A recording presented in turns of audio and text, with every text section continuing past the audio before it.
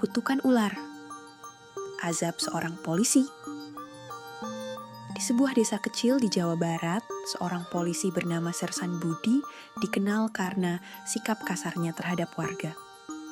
Ia sering menyalahgunakan kekuasaannya, meminta uang suap, dan bahkan tak segan-segan menggunakan kekerasan terhadap siapa saja yang menentangnya. Suatu hari, seorang kiai tua bernama Kiai Hasan datang ke kantor polisi untuk menengahi kasus seorang warga yang dituduh mencuri. Kiai Hasan yang dihormati oleh penduduk desa meminta Sersan Budi untuk berlaku adil dan tidak langsung menjebloskan orang ke penjara tanpa bukti. Namun, Sersan Budi merasa tersinggung. Ia tidak suka dinasihati, apalagi oleh seorang kiai yang sudah tua renta. Dengan arogan, ia menendang tubuh Kiai Hasan hingga tersungkur ke tanah. Para warga yang melihat kejadian itu hanya bisa terdiam ketakutan.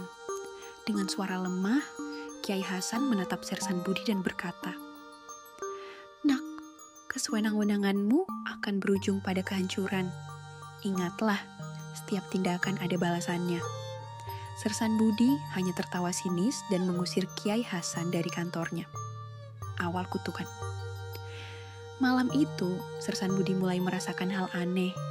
Kepalanya terasa panas, kulitnya gatal, dan ada sensasi aneh di tenggorokannya seolah-olah ada sesuatu yang bergerak di dalamnya. Saat ia bercermin di kamar mandi, tiba-tiba ia melihat matanya berubah menjadi kuning seperti mata reptil. Lidahnya mulai terbelah dan kulit wajahnya mulai bersisik. Ia berteriak ketakutan, tetapi suaranya semakin terdengar seperti desisan ular. Ketika istrinya masuk ke kamar mandi untuk melihat apa yang terjadi, ia menjerit ketakutan. Kepala Sersan Budi kini benar-benar telah berubah menjadi kepala ular raksasa dengan taring panjang dan menjulur keluar. Istrinya lari terbirit-birit, meninggalkannya sendirian dalam kepanikan. Mimpi buruk menjadi nyata. Desa mulai heboh dengan kabar perubahan mengerikan Sersan Budi. Ia bersembunyi di rumahnya, tidak berani keluar. Setiap malam, ia bermimpi didatangi oleh bayangan besar berbentuk ular yang melilit tubuhnya dan berbisik, "Inilah balasanmu." Ketika pagi tiba, ia berharap itu hanya mimpi buruk. Namun, saat ia bercermin, kepalanya tetap berbentuk ular. Bahkan, kini sisik mulai menjalar ke leher dan tangannya. Putus asa, Sersan Budi mencoba mencari pertolongan. Ia menemui dukun, tetapi tidak ada yang bisa mengembalikan wujudnya. Akhirnya, ia mendatangi rumah Kiai Hasan dengan tubuh tertutup jubah dan kepala disembunyikan di balik tudung. Dengan suara yang bergetar, ia memohon, "Kiai, tolong saya menyesal." Kiai Hasan menatapnya dengan sedih dan berkata, "Penyesalanmu terlambat, Nak. Tetapi, jika kau benar-benar ingin bertobat, kembalilah kepada Tuhan dan mohon ampun. Jika dosamu dimaafkan, kau akan menemukan jalan." Namun, Sersan Budi tidak sabar. Ia ingin segera kembali seperti semula. Dengan marah, ia mengancam Kiai Hasan. Namun, begitu ia hendak menyerang, tubuhnya tiba-tiba kejang-kejang. Sisik yang menutupi tubuhnya mulai merayap semakin cepat, hingga akhirnya seluruh tubuhnya berubah menjadi ular besar.